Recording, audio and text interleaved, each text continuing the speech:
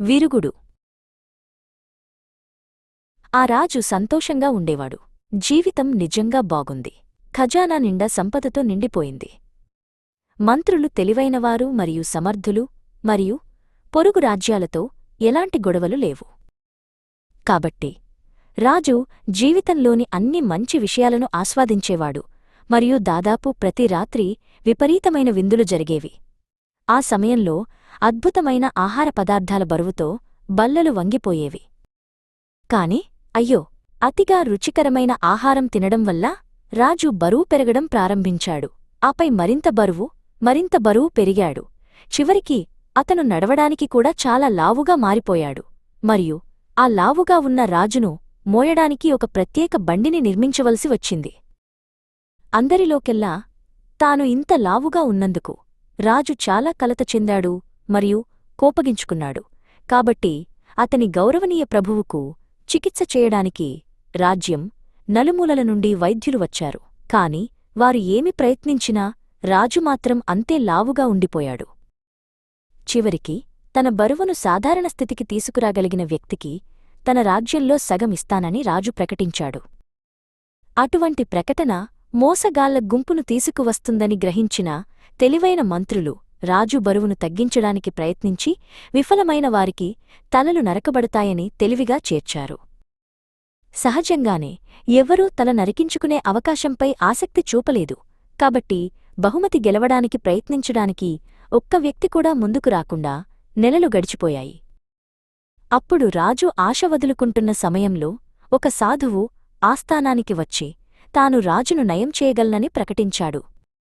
మంత్రులు ఆ సాధువును అనుమానంతో చూశారు, మరియు రాజుకు విషం ఇవ్వడానికి అతను ప్రయత్నించవచ్చుననే భయంతో సాధువు తయారుచేసే ఏ మందునైనా పూర్తిగా పరీక్షించాల్సిందేనని గట్టిగా వాదించారు. ఆ వృద్ధ సాధువు నవ్వాడు. నేను ఏ మందును ఉత్పత్తి చేయడం లేదు అని అన్నాడు. మొదట నేను రాజు యొక్క జాతకాన్ని అధ్యయనం చేయాలి. దీనిలో ఎటువంటి హాని లేదు అనిపించింది, మరియు సాధువు కూర్చుని రాజును చాలా ప్రశ్నలు అడిగాడు.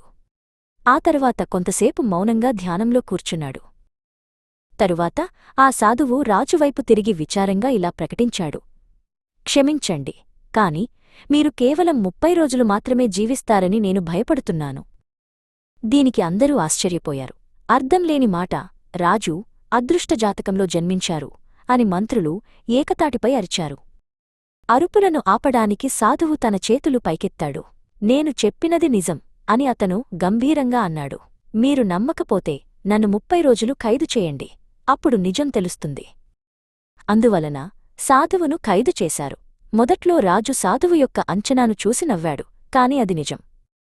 కాకపోతే సాధువు తన తలను కోల్పోవడానికి సిద్ధపడడు అని అనుకుని అతనికి సందేహాలు రావడం ప్రారంభించాయి.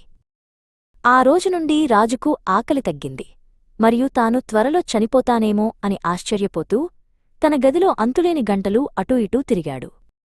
రోజులు గడిచే కొద్దీ రాజు మరింత ఆందోళన చెందాడు. అతను ఆహారం చూసినా భరించలేకపోయాడు, మరియు సన్నగా అయిపోయాడు.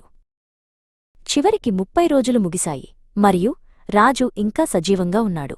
సాధువును రాజు ముందు తీసుకువచ్చారు. అతను పెరుగుతున్న కోపంతో అతనిని చూశాడు. నువ్వు నన్ను 30 రోజులు బాధపెట్టావు అని రాజు గర్జించాడు. నేను ఇంకా సజీవంగా ఉన్నాను, ఓ దొంగ. ఇప్పుడు నీకు జీవించడానికి కేవలం 1 గంట మాత్రమే ఉంది. సాధువు అస్సలు కలత చెందినట్లు కనిపించలేదు. మీరు నన్ను శిక్షించకూడదు, బహుమతి ఇవ్వాలి మహారాజా అని అతను ప్రశాంతంగా అన్నాడు. అద్దంలో చూడండి, నేను మీ స్థూలకాయాన్ని నయం చేశాను అని మీరు చూస్తారు. మీరు ఇప్పుడు సాధారణ మనిషిలాంటి నడుము కలిగి ఉన్నారు. గత 30 రోజుల్లో ఆహారం లేకపోవడం వల్ల తాను తన అధిక కొవ్వునంతా కోల్పోయానని రాజుకు నెమ్మదిగా అర్థమైంది.